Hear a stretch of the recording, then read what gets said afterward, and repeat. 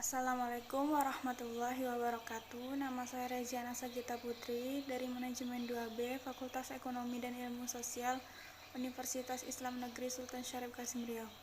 Di sini saya akan menjelaskan tentang skema sistem pemerintahan di Indonesia. Istilah lembaga negara diketahui dalam Ketetapan MPR nomor 3/MPR/1978 yang menyebutkan istilah lembaga tertinggi negara dan lembaga tinggi negara. Dalam Ketetapan MPR tersebut, yang dimaksud lembaga tinggi negara adalah Majelis Permusyawaratan Rakyat, sedangkan yang dimaksud dengan lembaga tinggi negara sesuai urutan dalam Undang-Undang Dasar 1945 atau sebelum amandemen adalah Presiden, Dewan Pertimbangan Agung, Dewan Perwakilan Rakyat, Badan Pemeriksa Keuangan, Mahkamah Agung. Setelah amandemen Undang-Undang 1945, lembaga-lembaga negara di Indonesia terdiri dari Majelis Permusyawaratan Rakyat, Dewan Perwakilan Rakyat, Dewan Perwakilan Daerah, Lembaga Kepresidenan, Mahkamah Agung, Mahkamah Konstitusi, Komisi Yudisial, dan Badan Pemeriksa Keuangan atau BPK. Lembaga di Indonesia dibedakan menjadi beberapa kelompok. Yang pertama, lembaga legislatif, lembaga eksekutif, lembaga yudikatif, lembaga eksaminatif, dan lembaga negara independen. Yang pertama, lembaga legislatif. Lembaga legislatif adalah lembaga negara yang berwenang membuat undang-undang. Lembaga legislatif terdiri dari Majelis Permusyawaratan Rakyat, Dewan Perwakilan Rakyat, dan Dewan Perwakilan Daerah.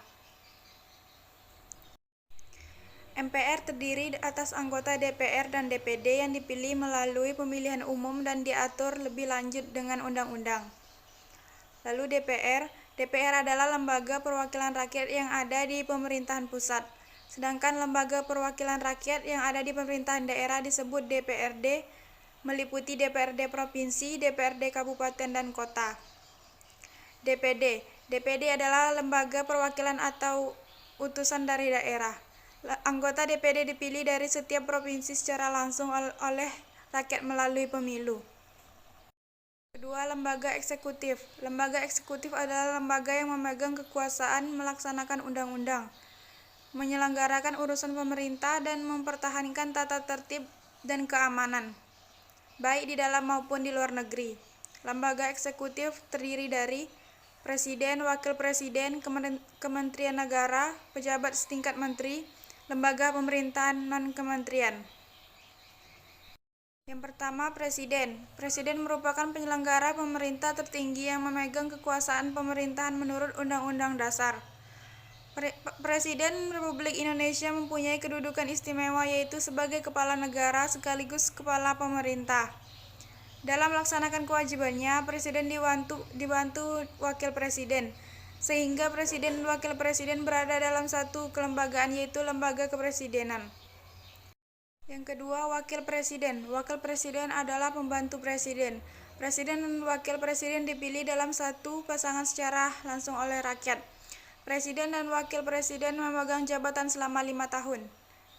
Ketiga, Kementerian Negara. Kementerian Negara adalah perangkat pemerintah yang membidangi urusan tertentu dalam pemerintah. Menteri Negara atau Menteri adalah pembantu Presiden dalam menjalankan tugas-tugas kepresidenan. Para menteri bertanggung jawab langsung pada Presiden. Yang keempat, pejabat setingkat menteri. Pejabat setingkat menteri merupakan salah satu unsur dalam struktur organisasi pemerintah pusat. Pejabat setingkat menteri adalah pejabat yang berkedudukan di bawah Presiden, bertanggung jawab langsung kepada Presiden. Pejabat setingkat menteri di negara Indonesia terdiri dari yang pertama Jaksa Agung, yang kedua Sekretariat Kabinet, yang ketiga Kepala Kepolisian Negara Republik Indonesia, 4 Panglima Tentara Nasional Indonesia, yang kelima Kepala Badan Intelijen Negara, keenam Kepala Unit Kerja Presiden Bidang Pengamanan dan Pengendalian Pembangunan, 7 Kepala Badan Koordinasi Penanaman Modal. Yang kelima, Lembaga Pemerintahan Non-Kementerian. Lembaga Pemerintahan Non-Kementerian dulu bernama Lembaga Pemerintahan Non-Departemen atau LPND. yaitu lembaga pemerintahan pusat yang dibentuk untuk melaksanakan tugas pemerintah tertentu dari Presiden.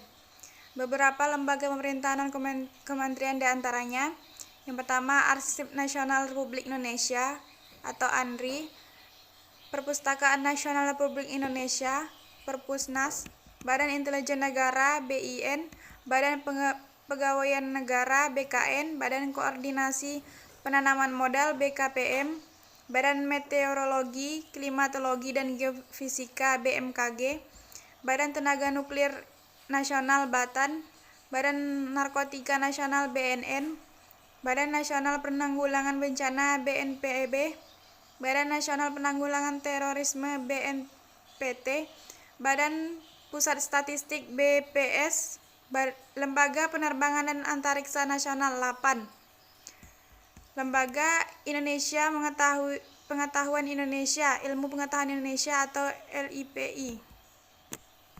Lembaga Yudikatif.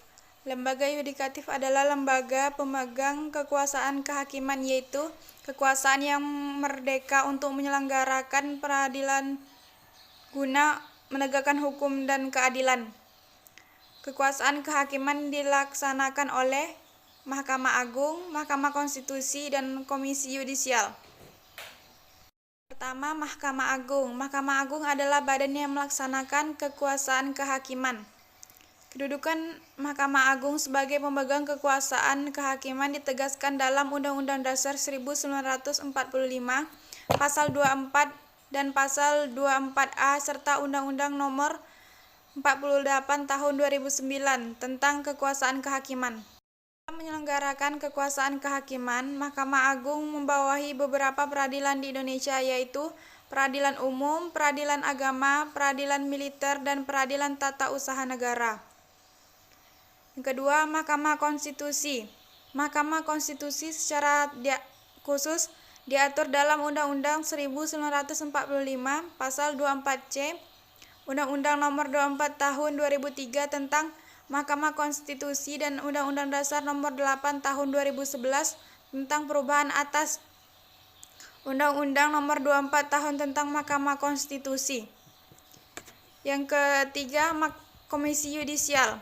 Komisi Yudisial adalah lembaga negara baru pasca amandemen Undang-Undang Dasar 1945. Komisi Yudisial diatur secara khusus dalam Pasal 24B Undang-Undang Dasar 1945.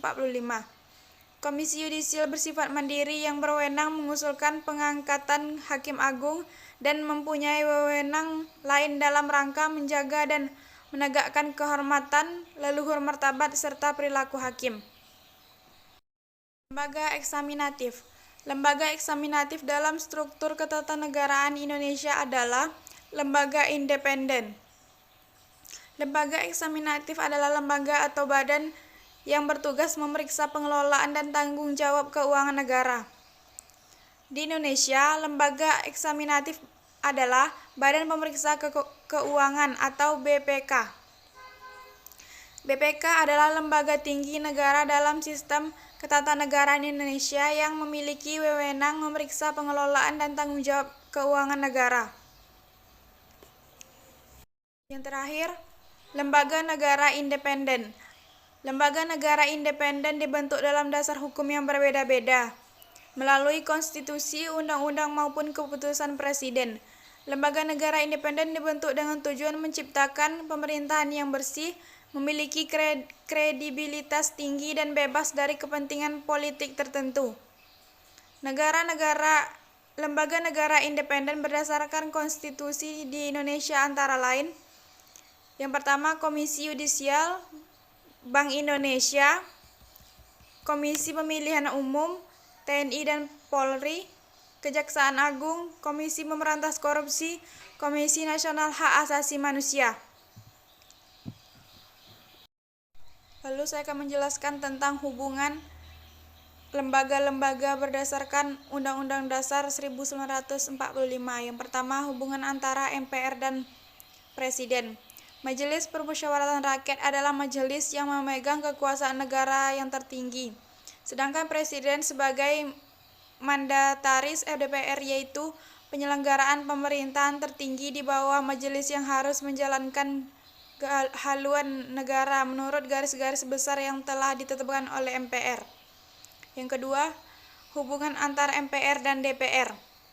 Anggota Dewan Perwakilan Rakyat semuanya merangkap menjadi anggota Majelis Permusyawaratan Rakyat.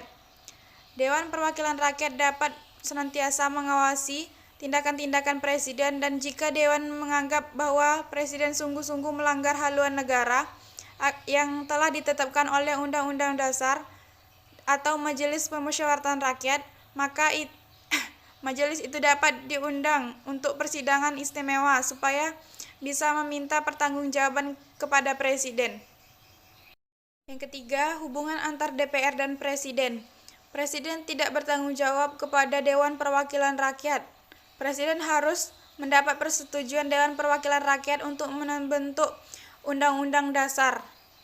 Pasal 5 ayat 1, 20, dan 21. Dan untuk menetapkan anggaran pendapatan dan belanja negara, pasal 23 ayat 1. Oleh karena itu, Presiden harus bekerja bersama-sama dengan Dewan. Berarti Presiden juga tidak bertanggung jawab kepada Dewan. Keempat, hubungan antar DPR dan Menteri-Menteri. Menteri negara tidak bertanggung jawab kepada Dewan Perwakilan Rakyat. Menteri-menteri tidak dapat dijatuhkan dan atau diberhentikan oleh DPR. Akan tetapi, karena kedudukan Presiden harus memperhatikan suara DPR, maka menteri-menteri pun tidak terlepas dari keberatan DPR yang berakibat diberhentikan menteri oleh Presiden. Hubungan antar Presiden dan Menteri-Menteri.